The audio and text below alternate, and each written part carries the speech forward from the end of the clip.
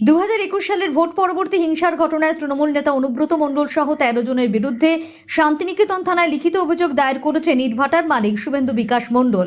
অভিযোগ 2021 সালে ভোটের ফল ঘোষণার পর কঙ্কালীতলা গ্রাম পঞ্চায়েতের উপপ্রধান মামুন শেখের নেতৃত্বে প্রায় 100টি ট্রাক্টর ও সশস্ত্র লোকজন নিয়ে আদিত্যপুরের লায়ন ব্রিক ফিল্ডে হামলা চালানো হয়।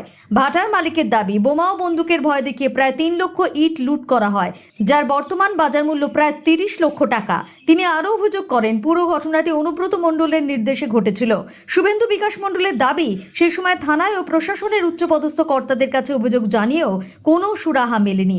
সম্প্রতি তিনি আবার শান্তিনিকেতন থানায় অভিযোগ দায়ের করলে পুলিশ একাধিক ধারায় মামলা রুজু করে তদন্ত শুরু করেছে।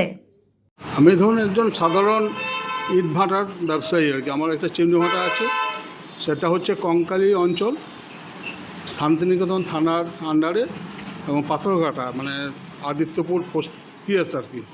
পাথরঘাটায় আমার একটা নদীর ধারে আমার ভাটা আছে। দীর্ঘদিন ধরে আমি ভাটা চালাচ্ছি, আজকে প্রায় 35-37 বছর হয়ে গেল ব্যবসা চালাচ্ছি। কোনো দিন কোনো ডিস্টার্ব হয়নি।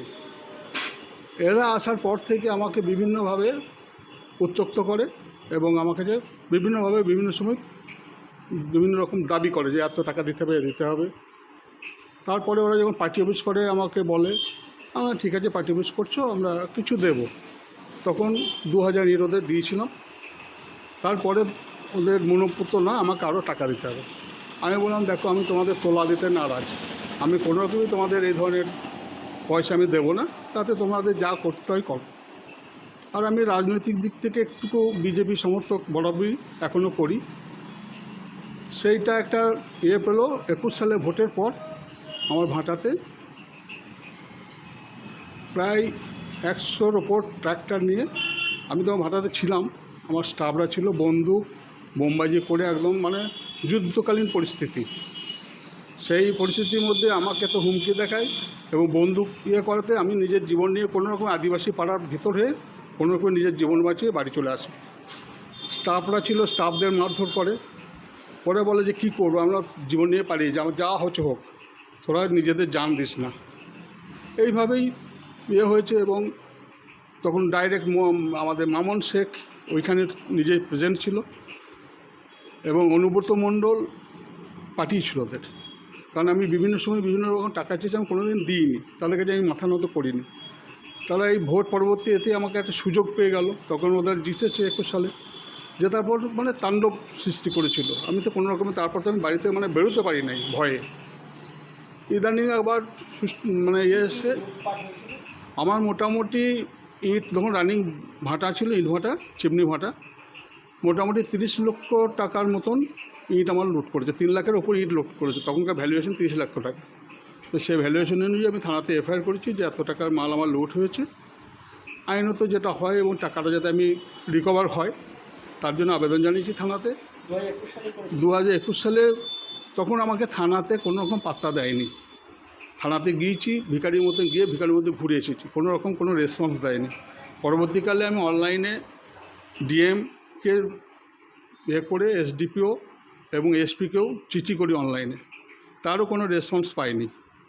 ইদানিং নতুন সরকার আসার পর আমাদের মুখ্যমন্ত্রী মাননীয় বললেন যে যত 21 সালের ভোট পরবর্তী হিংসার ঘটনা ঘটেছে সমস্ত থানাতে এফআইআর নিতে হবে।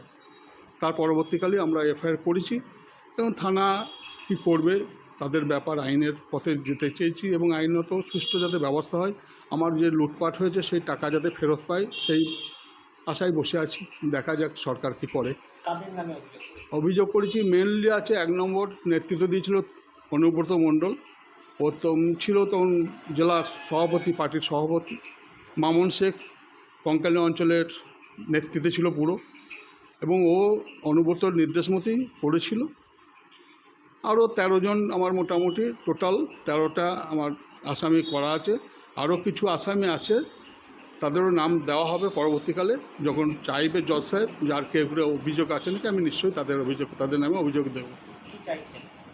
চাইছি সুষ্ঠুভাবে আমার যাতে যে লুটপাট হয়েছে সেই লুটপাটের টাকাটা আমি ফেরত চাইছি, সেইটা যাতে আমি পাই। কারণ আমার ব্যবসা শেষ হয়ে গেছে লুটপাট করার পর থেকে। আমি বিশাল বড় ব্যবসায়ী নই, ছোটোখাটো ব্যবসা করে চালাই।